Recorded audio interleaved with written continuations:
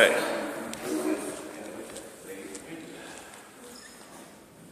All right, you can see me. Hi. Hi. Sorry I'm running late. This is November 24th. Yesterday was my birthday. This is my birthday present to myself.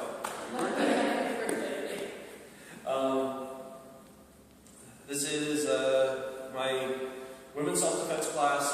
I do these kind of off the cuff. Extemporaneously, because why not? Normally, what I have done in the past is I do the first 45 minutes or hour. I talk about the real dangers in the real world because I don't want to prepare people for things that don't actually exist. And then I move on to more practical applications. Today we're doing it the other way. We're doing practical stuff first, and then my wife, who is out getting things set up in the car, will move on to the real life dangers. And the reason we're doing that is over the summer we became acquainted with a series of products called Damsel in Defense. I jokingly refer to it as Tupperware for tasers. I offer Kung Fu classes for free, and I should tell you how much I care about the money part. And I would rather have people stick around for the hands-on stuff and then leave at the sales part than have people leave at the sales part and not get the hands-on stuff. So we're not really big into the sales part. She's half joke, I hope it's half joking, about just throwing the stuff on the table and saying, "Here, if you want to buy it." I don't know that that's going to be the best sales pitch, and it doesn't get the information out that I think is most important. The reason I normally do it that way is one of the very first self-defense classes that I helped out with when I was in high school. The guy taught Taekwondo, and his instructor was recently immigrated in the last 2 years from either Korea or Japan, I don't remember. And his instructor had started to discourage people, his sub-instructors and their sub-instructors and so on, from teaching girls and women. And the reason was, in the 2 or 3 years that he'd been in the United States, he'd had something like 50 of his female students get into really bad situations that they would not have otherwise gotten into if they hadn't taken martial arts. And his statement was, boys are taught to stay out of trouble, and then they learn how to fight and they continue to stay out of trouble. Girls aren't taught to stay out of trouble, so they learn to fight and then they go even into trouble. And at the time, me and the instructor that I was helping set up for obviously disagreed with that because he was setting up a women's self-defense class. And he said at the time, well, I kind of see where he's coming from, but we can fix that with a 5-minute, don't do something stupid. And when you think about doing something stupid, don't. And so, kind of at that point I started looking into, what are the dangers that women face and, setting things up. And I figured, 5 minutes would be good, an hour would be better, right? But I don't know, I see real value in that. One of the things that I always like to point out to people is that the world is actually a much more dangerous place for men than it is for women. At every age, from conception to over 100, more men die than women, and men are more likely to meet a violent end than women. This is just the reality of the world I walk in, and that's why when I have a woman that approaches me and says, "Hey, I'd like to take a self-defense class," I say, "Hey, great, we'll set up a 2-hour session, happy to be talking." When I have a man that approaches me and says, "I want to learn self-defense," I say, "Hey, come on, take Kung Fu, we'll work on that for the next 10 years. The dangers that men and women face are different, and the other part of that is they are truly different. The things I face out there, the dangers that are going to approach me and attack me are not the same ones that are going to come and approach you.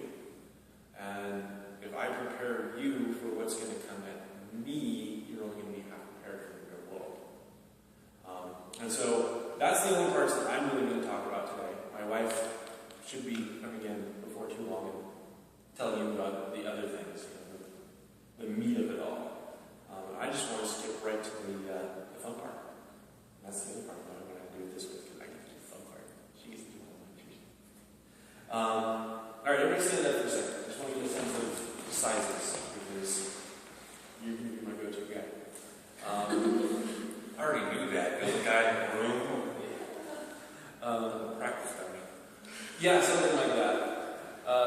The one thing that I will say is the majority of the time, somebody who's going to attack y'all is going to be somebody that looks an awful lot like me or him. It's going to be a guy, he's going to be bigger than you, he's going to be scarier, he's going to be meaner. And so I always like to find the biggest person and use them to be my pick-on person. Because you can see that you actually do have that opportunity to be effective against somebody. So come on. First thing, when I teach these things, I'm not teaching techniques, because this is going to be like a one-off thing, right? You're going to be here tonight, and maybe you'll come back for Kung Fu, but maybe not. I invite you to Kung Fu. You will learn a lot more at Kung Fu, and you will be much better at defending yourself. But, like I talked about, the world's a lot more dangerous place for me. So, have your husbands and your sons and your brothers and your male cousins come in, and they'll actually get more out of it. With some very simple, straightforward kind of things, you can actually learn a lot and become very effective if somebody's going to attack you. And so, what I teach today is stuff you can learn once, and then if it happens, you don't have to go, wait, was it an overhanded knot or an underhanded knot? You just go, oh yeah, this is what I do. I just get out of this, and then you get on with your life. So the first concept that I teach is called simple circles. So grab me anything.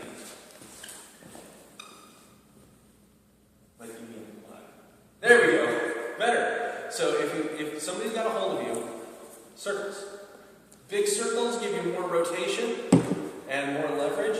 Little circles are faster. So if you get a hold of you and you can't get out of it, bigger circle, more hands. If they get a hold of you and you've got it, little tiny circle will get you out and you can get on with your life less.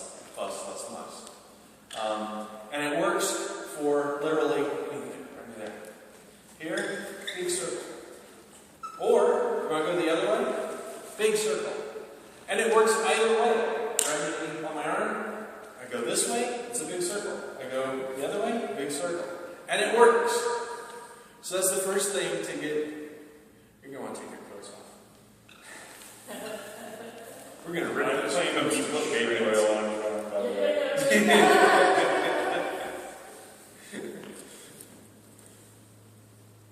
Alright, so, good with me, there's a new number, I like it. Everybody grab a partner, we're going to mix things up. Here we go. We're going to switch things around. Just grab onto each other any way you can think of, and just those simple circles. In and out, in and out. There you go. Ow! Either way works. Either way works. Go the other way too. You're supposed to be knocking down that way too. Okay. There you go. How about here? There you go. Good, good. And everybody say hi, Teresa. Hi, Teresa. Do it. There you go. Good. Here. She just asked a question, and I do these freeform, like I said. So, go ahead and grab my leg. My partner. One thing, like I said, simple circles. You can just rotate your leg out of it. You're the one that asks. Go ahead. So here, you can rotate out of it. Just rotate your body and get out of it. The other thing is, if they're down there, I haven't heard anybody on accident all week. On accident. The other thing is, if they're down there, you got it. Don't be afraid to get creative. If you're in a situation, or it's one thing, like he said, you can do that. But even thinking that far ahead, go ahead. Yeah, if somebody goes to grab your leg, okay, more likely to be if I was running away, she's going to grab my leg, right? So getting that foot back there to kick her is going to be really awkward. Turning around, I can twist my leg out of it. If that doesn't work, go ahead.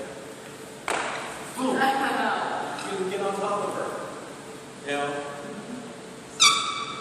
And like I said, in free form, don't be afraid to ask a question in the middle of something. If something comes up and you go, wait a minute, this doesn't make sense.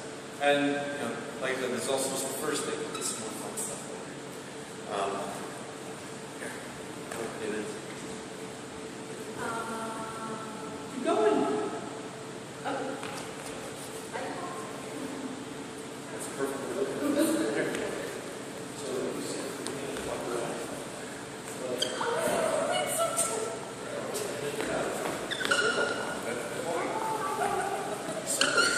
Wait, What is the circle like? Always think about what is the circle like? I got you here like this. Good. Proving you can get it yourself. You got it. You got it. All right. Let's switch partners. Everybody pick a new partner. Hello, man.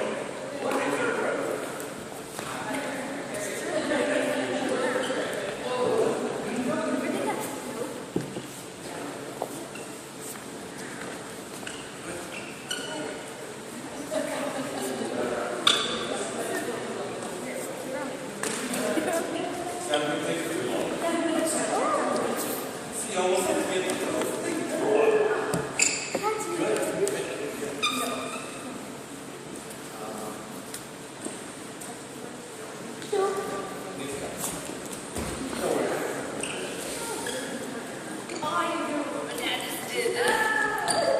there you go. See, that's it. Yeah. Figure it out. Pick a circle. All right. Pick another partner. Everybody pick another partner.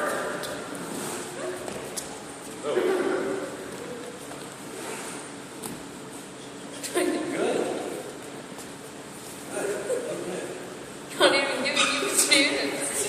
Yeah? That's good, though. And then show your daughter too. This is what Sure, get her away. don't be afraid. If you get so that you're in that situation you can't remember, that's too yeah. Always think about where's the circle? Where's the circle? Let's give your good.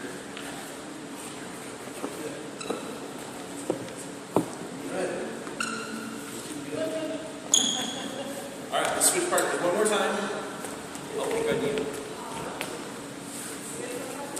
Good. Hey, I like you.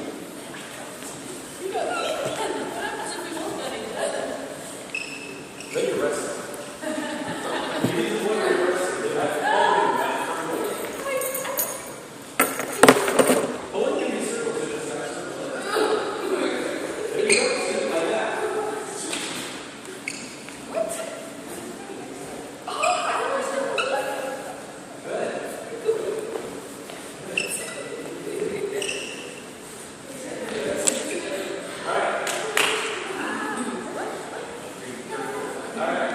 Everybody start?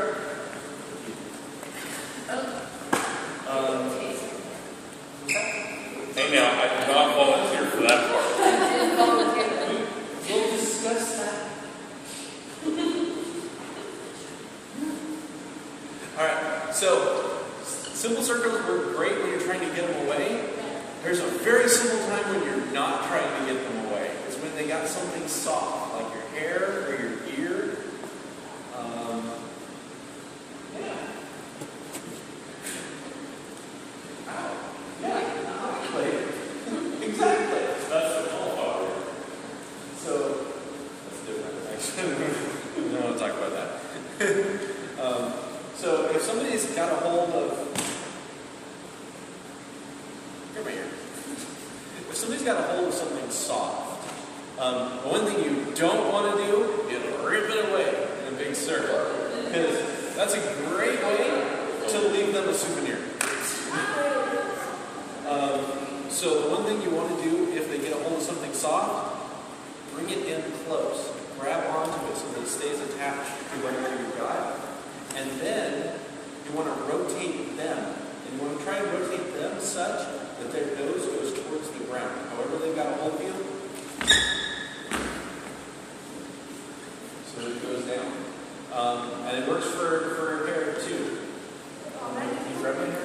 I can fake it. All right. If They they got grab your your hair, hand anyways. if they grab your hair, get a hold of that. Bring it up.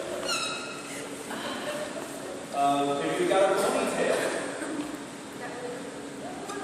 who's got a long enough hair and a ponytail? Here. All right. Now grab your ponytail. You're gonna want to reach back, both hands. Both hands. And then you're gonna want to actually twist. You're gonna want to rotate. Yeah, rotate out. This way? Yeah. Now hold it. Like that? Sideways, both hands. Rotate that one. Oh, okay.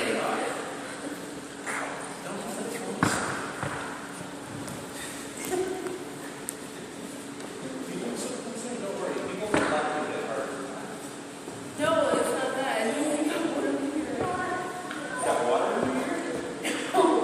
They go to my face. All right, pick a partner and practice grabbing onto the fluffy part. Yeah. Perfect.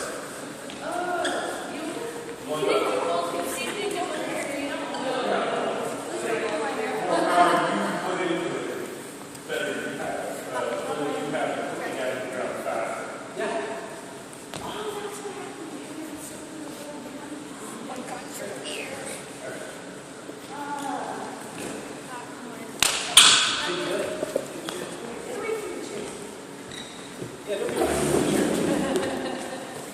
Cheers are a lot of fun and a different exercise.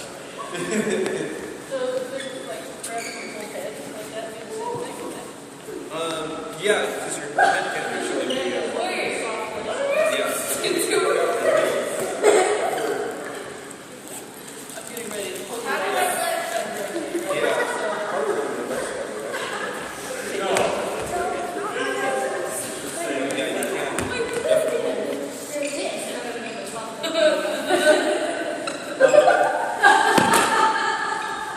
The same thing would apply to a necklace. If somebody's got a necklace that you don't want to, you don't want to have broken off, you can hold close so that you don't lose it. Or if it's going to be hard enough that it's going to hurt, it comes off. So don't be afraid to grab here. Practice that too. All right, let's do some partners.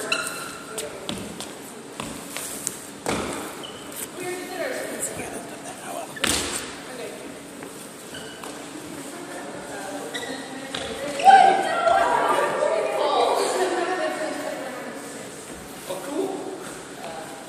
Pretty good, actually. So here. If they're up like this, you get up, you're going to want to turn.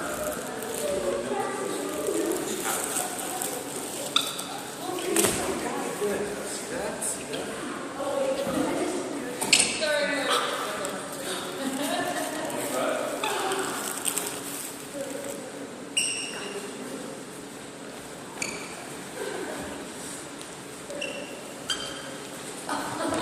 Oh, and one more thing. If you have a teacher that grabs you by the ear and you do this against your teacher, I didn't say that.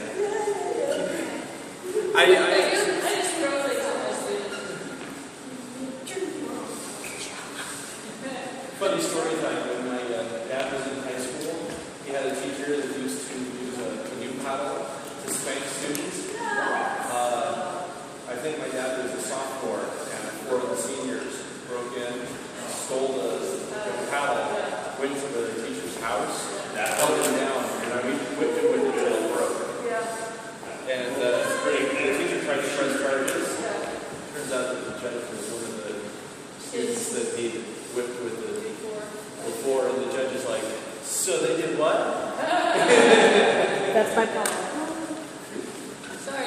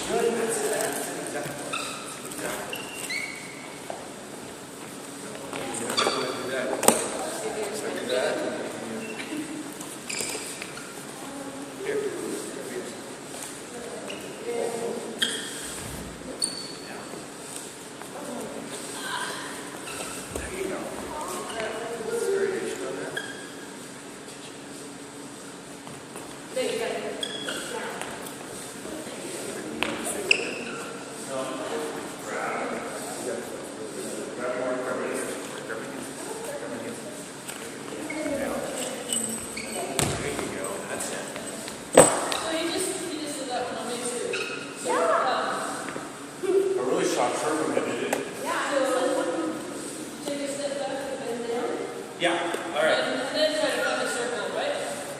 No, if they've got a hold of something soft, you don't want to do the circles because you're going to give them a souvenir. Yeah.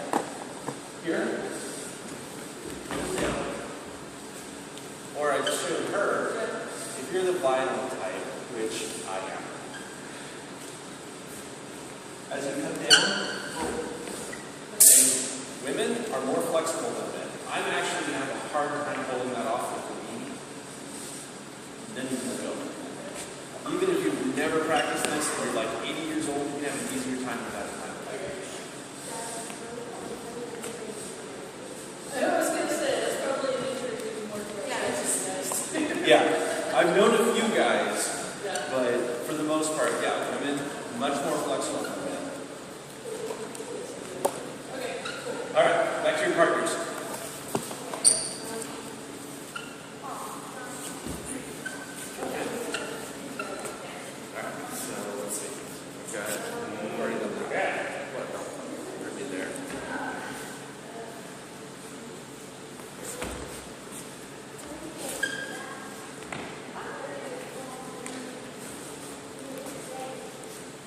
All right.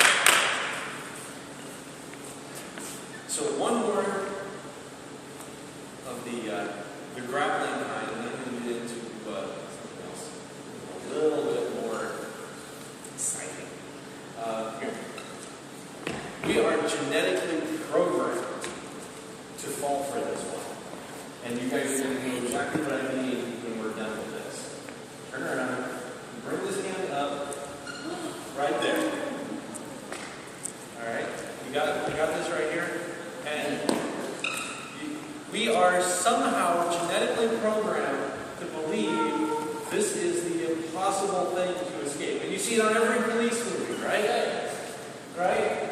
You get a guy like that, or a girl like that, and game over. And all of us that are in yeah. And whatever. So, go ahead. There we go. All right. So he's got me good, right? I'm not getting out of it. It is that simple to get out of it. And take one quick look at where he is and where I am. This is the closest thing I get to a teaching a technique. This is the point where I can tickle him if I want to. This is the point where I can knee him anywhere I want. This is the point where I just go, I've really missed my eyes in eyeball collection. I get real creative at that point. And it's the easiest one to get out of. And yet we're all programmed, genetically programmed, to think this is the impossible escape. You're the littlest one here. I love that. She looks so frightened. So I get you like this. Circle this shoulder this way. See how easy that is? And even as little as she is, I gotta fight to get out of there. Alright, so pick a partner. This is what we're going to practice just a couple times real quick.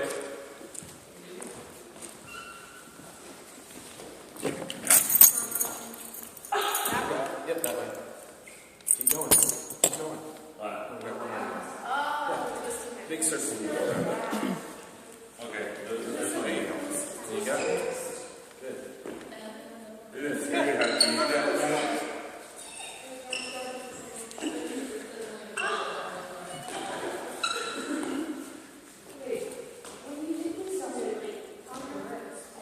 That'll happen sometimes. It is one that can hurt. Don't get me wrong, it can hurt. But it's just not that hard to get out of once you realize that it's not that hard to get out of. Alright. So, the Kung Fu curriculum that most of this comes from is called Qinna. And Qinna is actually broken down into a bunch of different parts. There's joint locks, there's escapes. Now we're going to talk about one of my favorite parts of Qinna, which is concussive Qinna. Anybody care to guess what concussive Qinna is? You didn't bring your head here in for me this time. This is the one where you hit the guy. And, so come here. This is the one that some self-defense classes really hate to talk about. I always put it towards the middle / end, so that if anything gets left out, this is the one that's going to get left out. And the reason is, sometimes you can, if you jump to this first, you can put yourself in a position where you're seen as the aggressor. Maybe you dropped your wallet and the guy's going, hey, wait. And then you haul off and you boom! And he goes, ah! And then you get hauled off to court and he sues you for $1 million and you buy him a new house. But somebody grabs a hold of you and you can't get away, hit him. You ever heard that old nursery rhyme, head, shoulders, knees, and toes? What's the other part? Eyes and ears. These are targets. These are targets. All you have to do is remember that little rhyme. The only variation on that rhyme is when it says shoulders, we're actually talking about where the shoulder meets the neck. So somebody grabs you, you can't get out. Head, shoulders, knees, toes. Only time toes doesn't work is when they got steel-toe boots. If somebody's attacking you and you accidentally break their toes, you're not going to hear me complain. Oh, one of my self-defense students broke his toes? Really? Yes. Which is, at this point, I'm going to say something I should have said at the beginning. I'm putting this on camera. My standard disclaimer, I'm practicing everything here kind of light, kind of airy, so that we can learn the moves and get out if we get into a real situation. Nothing here is meant to actually hurt you here today. But this is a martial arts class. Accidents do happen. You are participating at your own risk. So when we practice our Kung Fu classes, if we do sparring without gloves, we do open hand. This gives you the opportunity to learn how to penetrate and touch without, hitting somebody and hurting them. We're actually, yeah, essentially. Was it? Yeah, we did that. And so we're kind of going to do that. We're kind of going to do both sides today a little bit, because the first thing we're going to do is, that was the thing I forgot. So I forgot the target. But if you grab me, first thing I want you to practice with your opponent is, pick like 3 different ways so that you can grab onto somebody. You grab onto them hard so that you can't get away easily. Then you've got head, shoulders, knees, toes, just touch. Alright? And then we'll move, and then after that, eyes, grab their ear, just so that you've got a sense of grabbing, where their ear is. Eyes, ears, mouth, try and go up towards the mouth, as opposed to down, because going up hurts more. And then just grab onto their nose. If you're with me, don't grab onto their nose, because I have sinus issues, and it'll be messy. Alright, pick a partner, just go through the rhyme.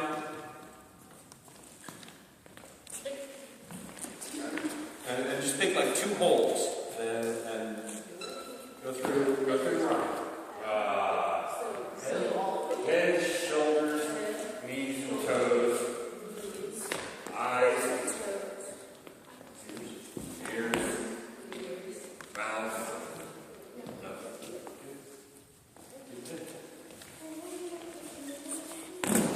Head,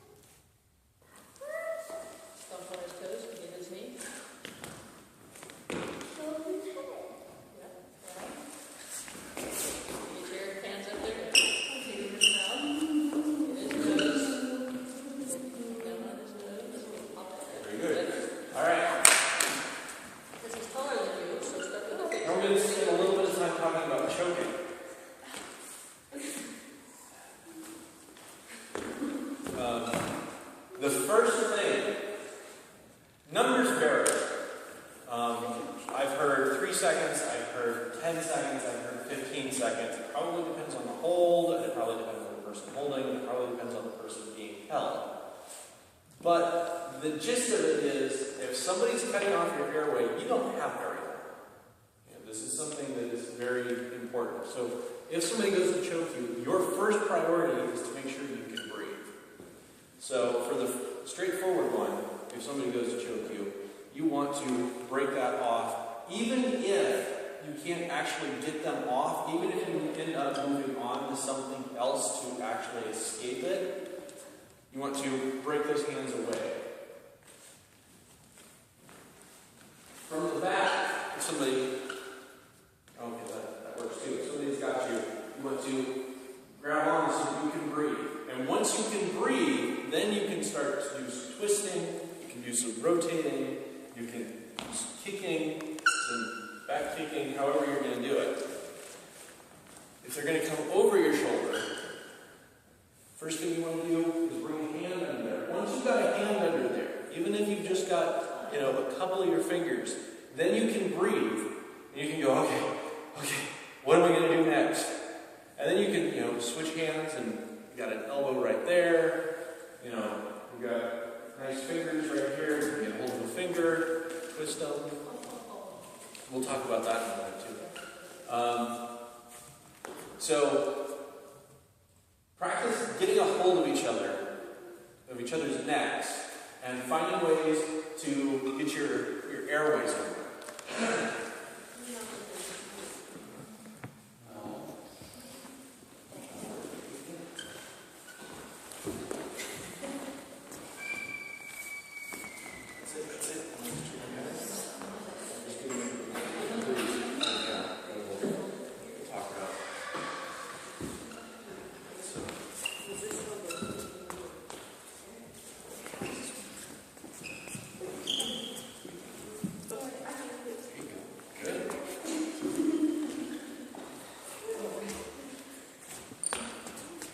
All right, switch partners. Okay.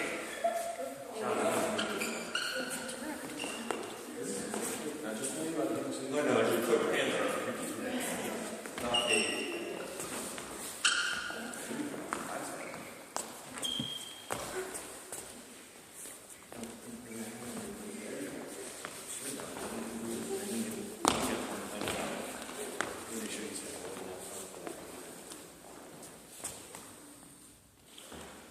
There you go. That's it. And just get so you can breathe. You're practicing as far as you can breathe right now. All right. You need to step over here because I'm going to need you in just a second. So, once they get you like this, right? You get so you can breathe. Now the next thing is, what do you do from there if they got you like this? You can try and rotate out. That won't always work. So this is the thing that I let everybody know. You can just lift them up. And your legs can hold about 3 times your weight. If you do it fast enough, I knew I was coming. you can flip them. But even if you can't flip them, even if you haven't done this in 2 years since you took that one self-defense class with that weird guy, and all you can remember is that you can lift them up like that, well then once you got them up, you can fall on them. I'm not actually going to fall on them, because that would hurt. I'm not actually trying to hurt it. So I said about 3 times your weight. See if you can lift it. See that? If she gets me balanced, she can lift it. See that? She can lift it out. And one thing she did that you do make me realize, she almost face planted herself. Yeah, that's why we got to practice it, because it is a little off balance and a little awkward. You want to rotate your shoulder a little bit to do that. There you go. I'm not sure if you can do me, but I know you can do her. On the floor. You might be me. She got me. Get your head in the Yeah. For your airway first. There you go. Yep. There you go. Good.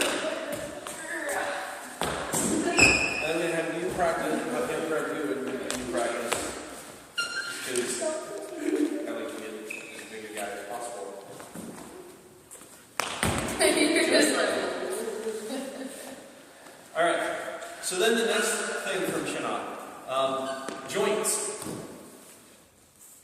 Very simple concept for people. It doesn't take much thinking to really understand this. The smaller the joint, the more control you have. If I somehow manage to get a hold of your pinky toe, you will do whatever I tell you. If somebody gets a hold of you and they're stupid enough to have their hands, their fingers spread wide, grab that pinky or that thumb, and you can use it. You get this? Once I've got her up like that, once I get her so that she's up on her tippy toes, I can get her to do anything I want. As an example, I can walk her right into the wall. We have one. I'm not going to teach you this one for real yet. Come here. You want me to pick up someone else? Yeah. Okay, who wants to be picked up? Go ahead. Okay. All right. Grab my hand with that.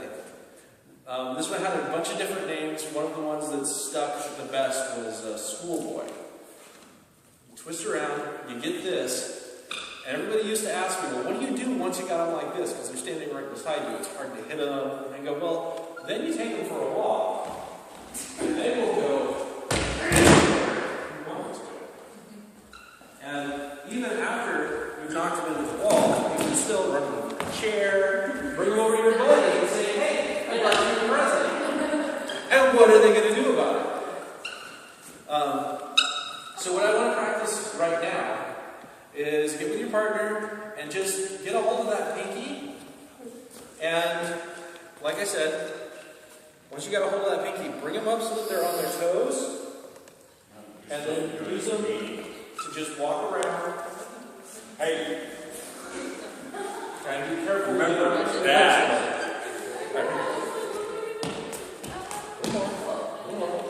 There you go. There you go.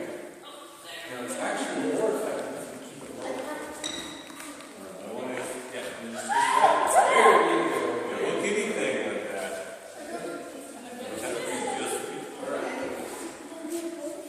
Well, yeah, that's what we're doing. Slow and easy today. good. Oh, good. I know how to do this already. That's it. There you go. There you go. Okay. Okay, we're done. So maybe you just come forward. All right, give me your partner. I know.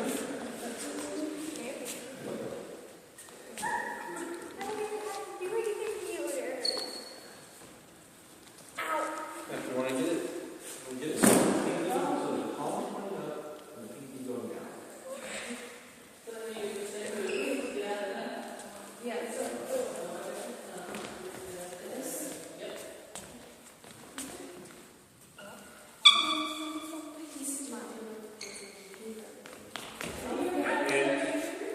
And the faster you can grab those fingers, the less they realize you have control.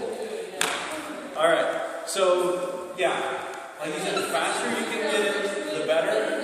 Which way do you move it? You want to bend it the way it's not supposed to go. Right. So for some reason, every time I did it, it sent it into a spin. Yeah, because you you're grabbing it like this, so then. But Okay, then so- I'm not in control because then I've got to wait for it out. From here. There, so then the second one. Well, yeah, it's all about. You okay? I'm not actually after hurting anybody. I know. I hate it when people get that look like I hurt her. It's like, everybody goes, aren't you this big bad black belt? I'm like, yeah, but I hurt him! Yeah, exactly. So she's going to learn it. So, whoa. Yes, that was one of the things I was going to talk about. Pinkies aren't the only ones that work. So this is the point where things start to get a little more exciting. Nothing I am going to teach you is effective against everybody. Oh my god. Even I carry a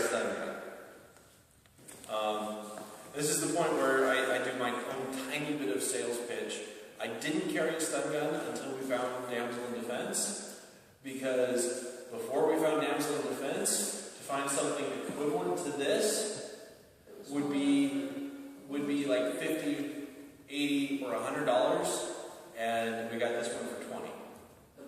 So, and this one is stun gun. Now, question. What's the power rated at? This one's one of the weaker ones. This is the 600.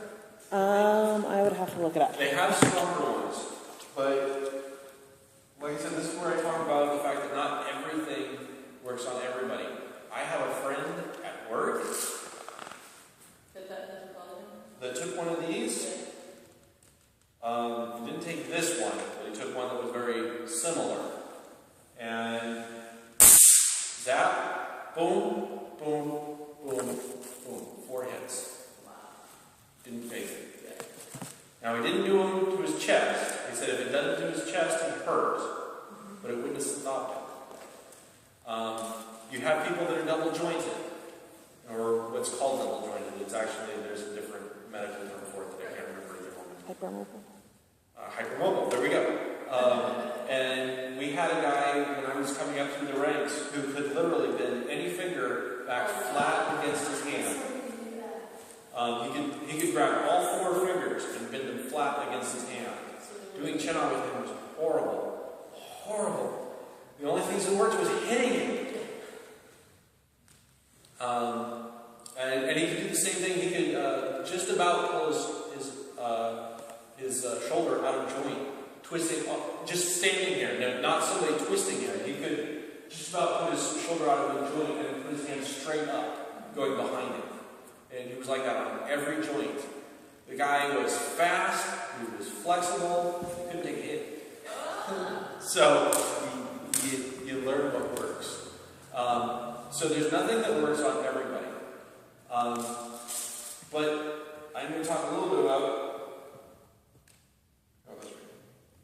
these using these things. I'm not actually going to use this one on anybody. It hurts. I mean, so there was somebody using it on me.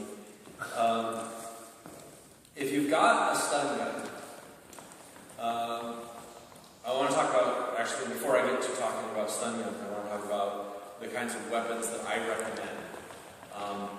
Some classes will recommend carrying a knife or a gun. I discourage carrying a knife or a gun to somebody who's going to show up to a class like this.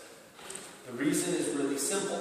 If you have a lethal weapon that you are not extremely well practiced with, and you meet somebody who instead of going to 1 self-defense class has been to 3, you've given them a lethal weapon. And if you have this, and they take it away from you, you've gotten stunned, which sucks, but it's not dead. And this is going to slow down or stop as many people as your knife or your gun. The other thing is, if you've got a gun, you have to be willing to shoot somebody. I'm not. I don't know about anybody else here, but I'm not. This person is out to kill me, and I go, wait, back up. I said back up. And then what? But I have no problem with stunning somebody. Dude, you could have hurt me.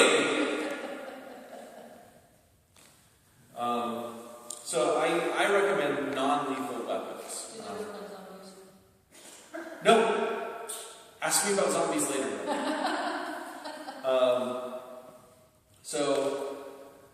Because I actually have kind of an anecdote lesson thing that ties into zombies. But I've left all that part of camera. So. But if you've got a stun gun, the only disadvantage to having a weapon is you've got to get to the point where it's out. And this is where I start to say, listen to those little hairs that stand up on the back of your neck.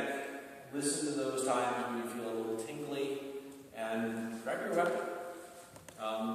For me, most of my friends know that if we're walking around and I pull out my start flipping them, it means the hairs on the back of my neck are throwing up a signal. These are my favorite weapon. Because they're with me everywhere. I've started moving from flipping the keys to playing with the Velcro on my stun gun, but it's, I've been doing this for 20 years.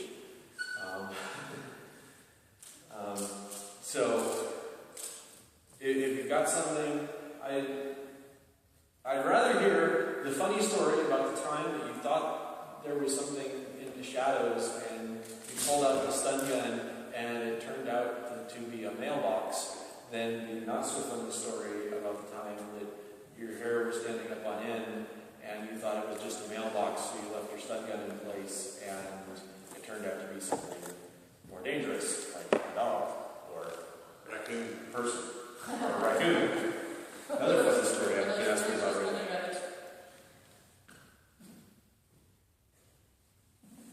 I got lots of funny stories now that I think about it. She's got a funny story about a bunny rabbit. Weren't you attacked by a bunny rabbit once? Oh, yeah. It wasn't really the bunny rabbit's fault, though. So, if you've got one of these, your primary target is going to be hair. Because electricity interrupts muscles, and the only muscle you really care about is that one.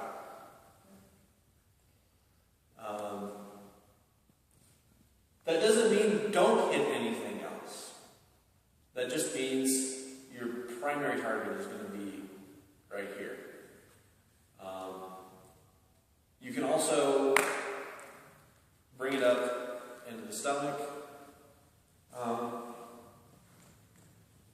You can also, because there's a lot of muscles in the stomach and you'll tighten up, you can also go for someplace on the back of the neck, because there's a lot of really funny nerves there. Oh, I know. Talk about the neck cramp you get from that. Oh, yeah, they'll set you back a couple of days. If you've got pepper spray, the only target that really matters is the eyes. So, you come up here. I would definitely put her in a stun gun. Because if I've got a hold of her like this, and she's got pepper spray, even if she's got it out, try and get something into my eyes. Now try and stab me in the heart. Look at that. If I want to avoid her stabbing me in the heart, I've got to hold her up like this, and look at that. I'm all wide open. On the other side, him, I might actually recommend pepper spray. Because stand up, I'm the perfect kidnapper. I'm average height, average weight, average build, brown hair, brown eyes, wearing a Kung Fu t-shirt. That makes me a little bit stand out, but, wearing a dark t-shirt. If I grab him, he's got my eyes right there. Pepper spray. Oh, that'll do it too. That's sinus. Yeah, you have sinus issues. Pepper spray will set me back a while if you put it up my nose.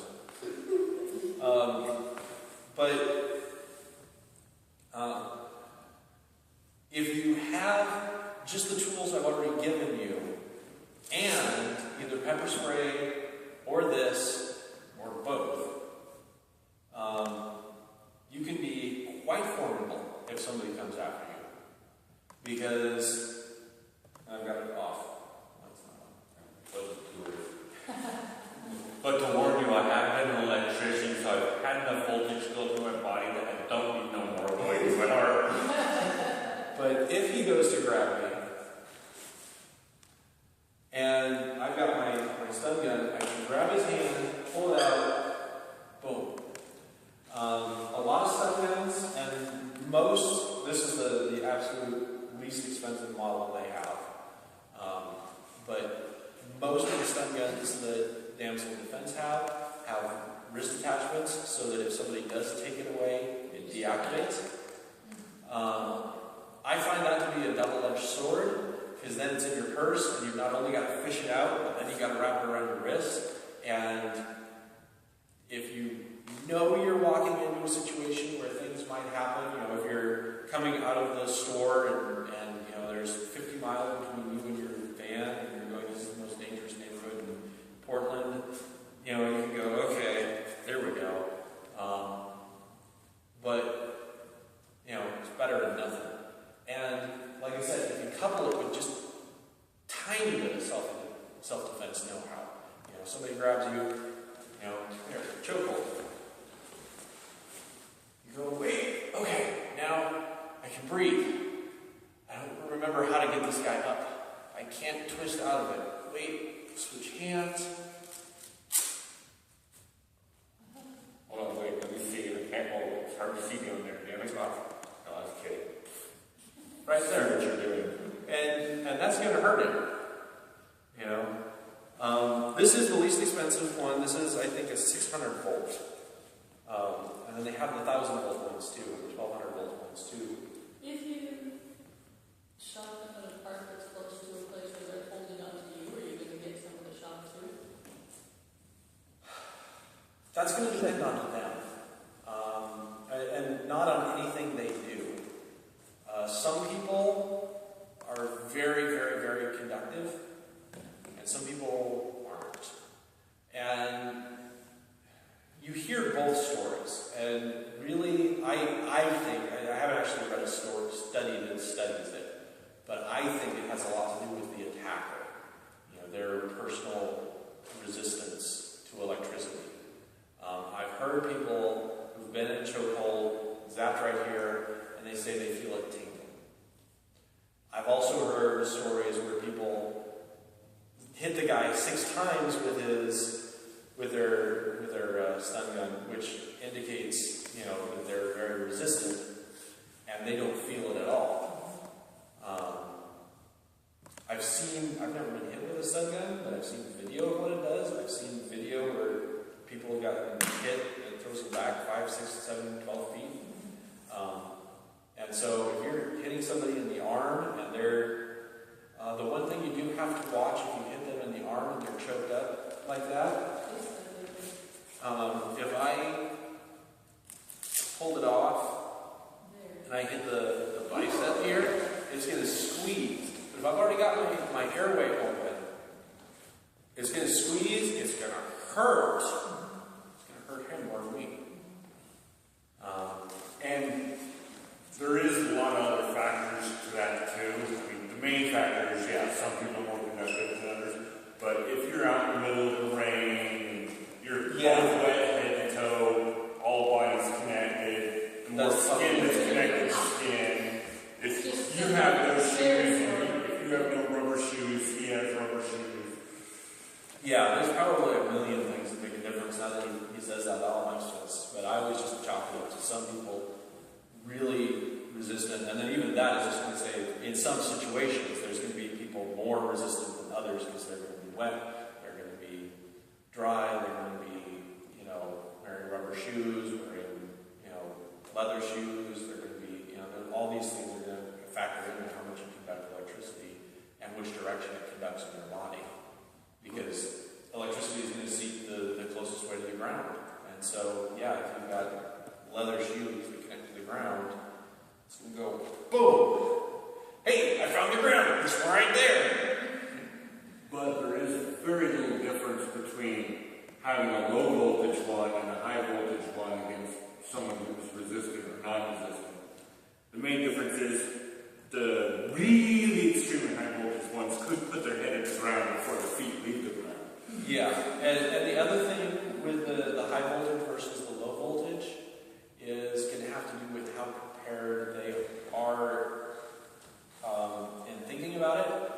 Because if they are planning you specifically and they know you have a stun gun, then they can make some decisions about what clothes they wear. And if you're wearing natural fiber clothing, this is going to go right through that. You've got cotton or wool. You turn this on, and they just, turn into your own personal shish kebab. On the other hand, if on a raincoat, it's solid rubber, you're going to have to, this has actually got some points in it that you're actually going to have to penetrate before it's going to do any good. That's one of the reasons some people prefer pepper spray. Because it doesn't matter what they're wearing unless they're wearing a mask, you know, or safety glasses. And really, how many attackers go to the trouble of putting on goggles? It's just going to make them more recognizable. Ask me at some point, and I'll explain why I think you have to be prepared for prepared attackers. But something I'm mostly leaving up to my wife. So at this point, I'm going to turn off the camera and turn the presentation over to her. She's going to sell stuff, presumably. Yeah. Or at least tell you good reasons why.